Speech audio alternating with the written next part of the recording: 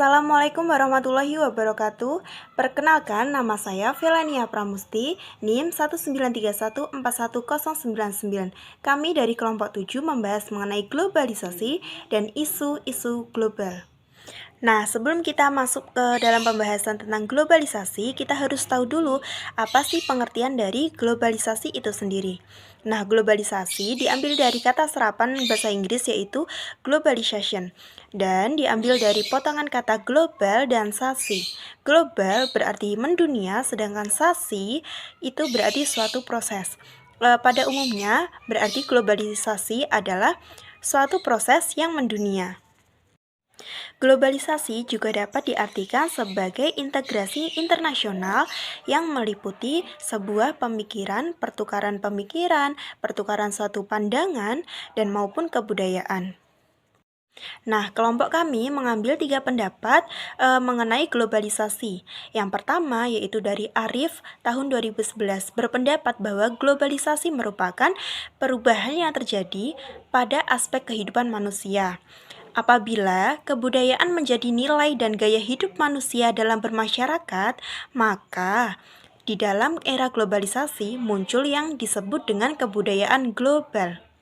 Yang kedua, menurut Anthony Giddens tahun 1992 berpendapat bahwa globalisasi merupakan hubungan intens sosial yang menghubungkan tempat-tempat yang jauh sehingga suatu peristiwa di tempat lain dapat dijangkau oleh tempat yang lain pula. Jadi memperdekat jarak, teman-teman. Dan pendapat yang ketiga yaitu dari Thomas Larson tahun 1992. Ia berpendapat globalisasi merupakan penyusutan luasnya dunia sehingga jarak bukan lagi masalah. Globalisasi mengacu pada mudahnya seseorang dalam melakukan interaksi. Nah, jadi pendapat-pendapat di sini dapat disimpulkan bahwa globalisasi merupakan pertukaran dari beberapa pemikiran, pandangan, budaya, maupun memperdekat jarak-jarak dari tempat-tempat tertentu dan peristiwa-peristiwa yang tidak dapat dijangkau namun mudah dipahami. Saya Nabilatul Solihah, NIM 193141070. Di sini saya akan menyampaikan dampak dari globalisasi. Nah, dampak globalisasi ini dibagi menjadi dua, yaitu positif dan negatif. Dampak positifnya antara lain yang pertama, mempermudah pengembangan ilmu pengetahuan sehingga mudah diterima oleh jangkauan dunia sebagai dasar ekonomi, politik maupun yang lainnya. Yang kedua, perubahan tata nilai sikap, terjadinya modernisasi sesuai kebutuhan global dari segi budaya yang semulanya irasional menjadi rasional. Yang ketiga, informasi mudah diterima oleh masyarakat sehingga mendorong manusia untuk hidup maju dan menjadi lebih baik. Yang keempat, adanya usaha untuk memenuhi kebutuhan seperti adanya pabrik alat komunikasi maupun transportasi sehingga dapat mengurangi pengangguran dengan adanya lapangan kerja baru. Dampak negatif dari globalisasi antara lain yang pertama, banyaknya industri yang ada akan menciptakan kelengkapan yang mudah didapat oleh masyarakat sehingga menjadikan masyarakat itu lebih konsumtif. Yang kedua, adanya teknologi membuat manusia merasa tercukupi dan tidak membutuhkan orang lain. Yang ketiga, budaya yang tidak sesuai dengan masyarakat daerah digunakan dalam kehidupan sehari-hari dan mengurangi budaya asli daerah tersebut.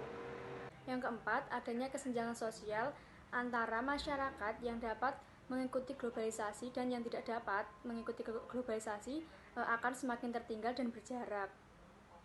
Saya Prizadis Maduna, NIM 193141073.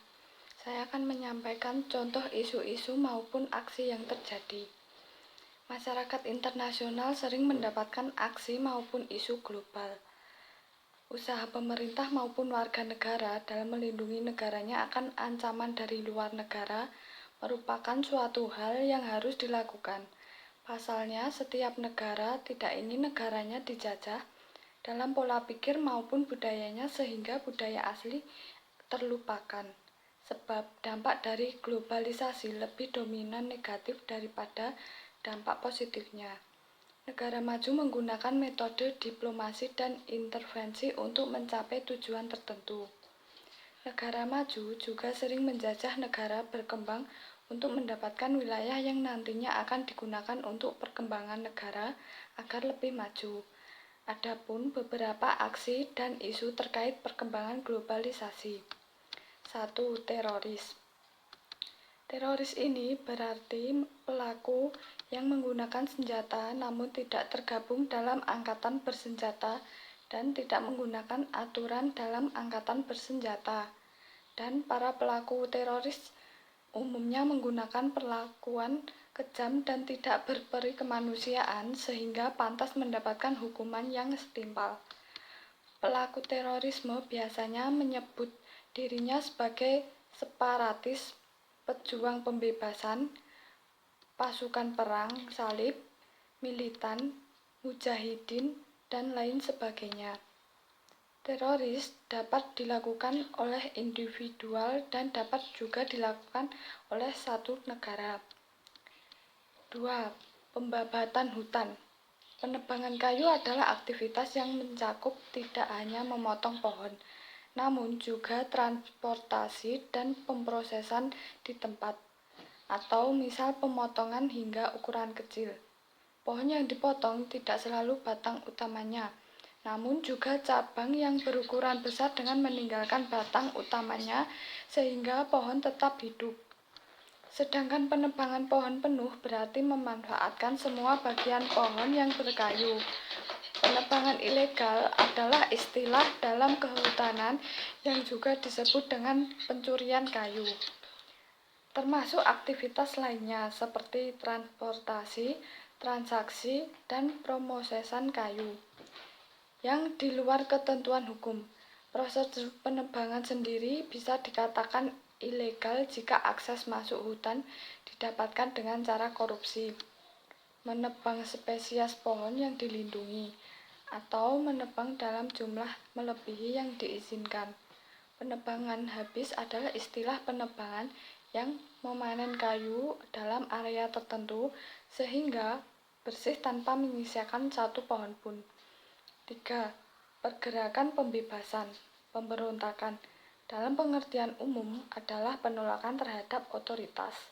Pemberontakan dapat timbul dalam berbagai bentuk, mulai dari pembangkasan sipil atau civil disobedience hingga kekerasan terorganisir yang berupaya meruntuhkan otoritas yang ada.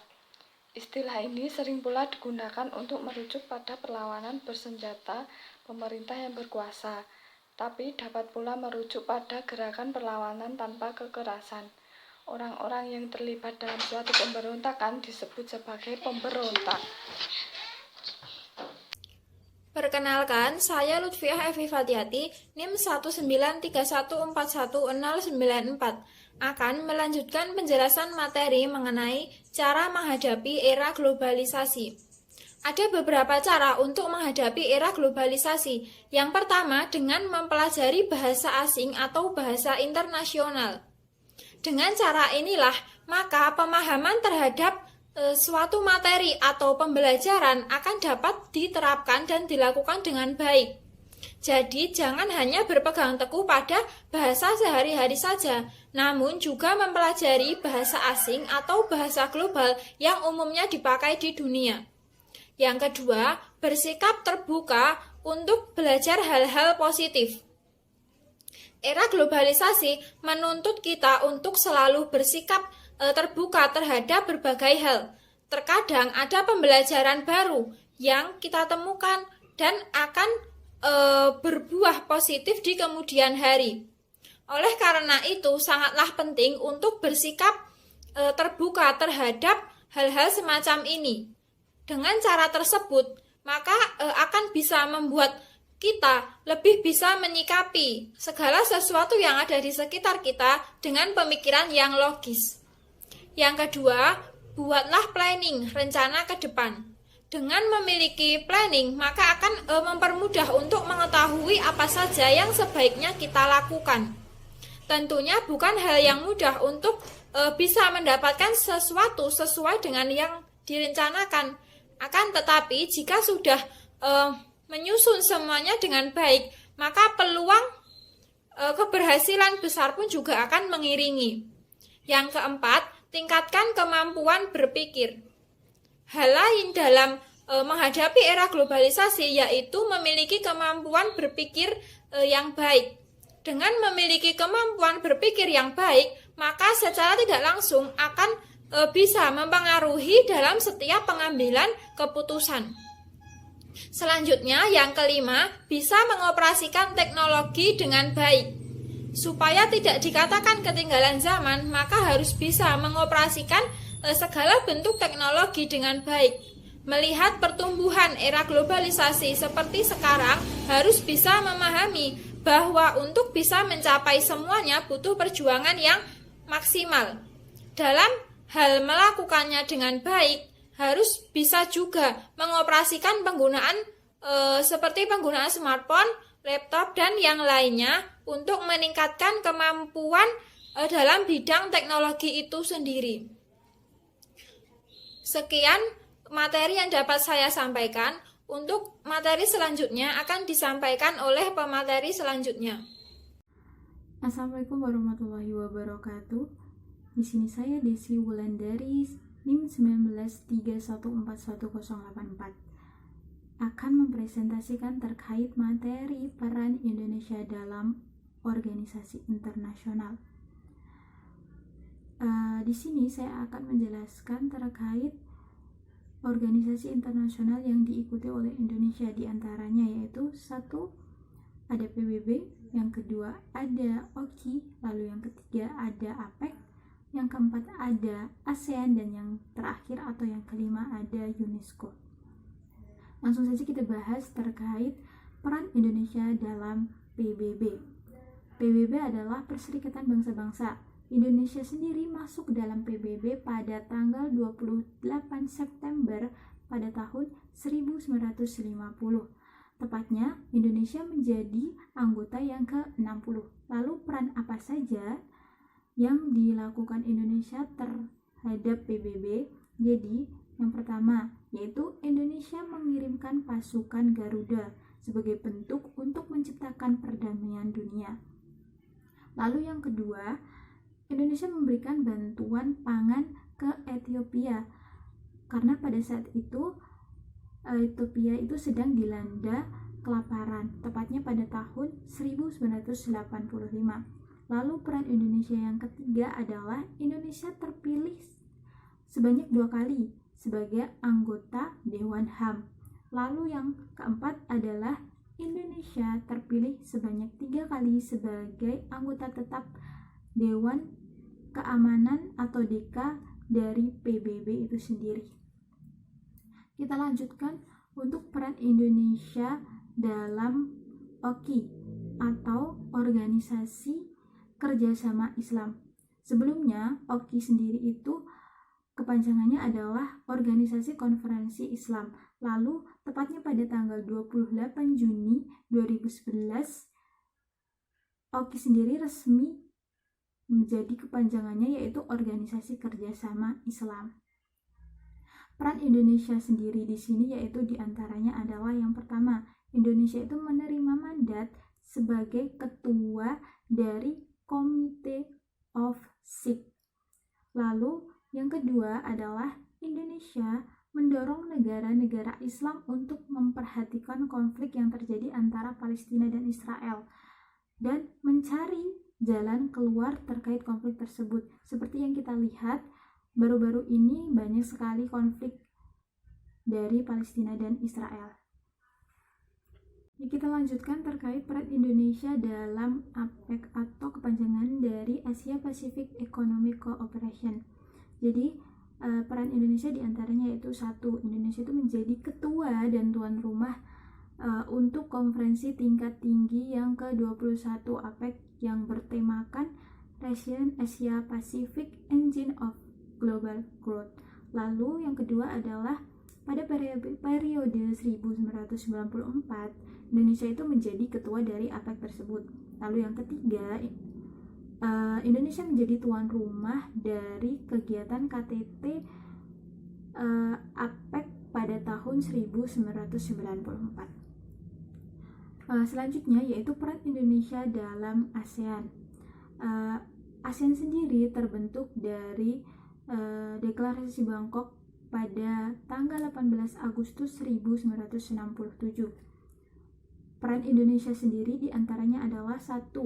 Mengadakan konferensi tingkat tinggi pertama ASEAN. Lalu yang kedua adalah menjadi tuan rumah pada konferensi tingkat tinggi ASEAN yang ke-9, ke-18, dan yang ke-19. Yang terakhir, kita akan membahas terkait peran Indonesia dalam UNESCO. Apa saja perannya? Yaitu yang pertama, Indonesia mengatasi kesulitan finansial yang dialami oleh UNESCO dengan melalui program IFID atau Indonesia Fund in Trust. Lalu yang kedua adalah Indonesia terpilih sebagai anggota badan eksekutif dari UNESCO pada periode 2017 sampai sekarang. Mungkin cukup sekian materi yang dapat saya sampaikan. Kurang lebihnya mohon maaf. Wassalamualaikum warahmatullahi wabarakatuh.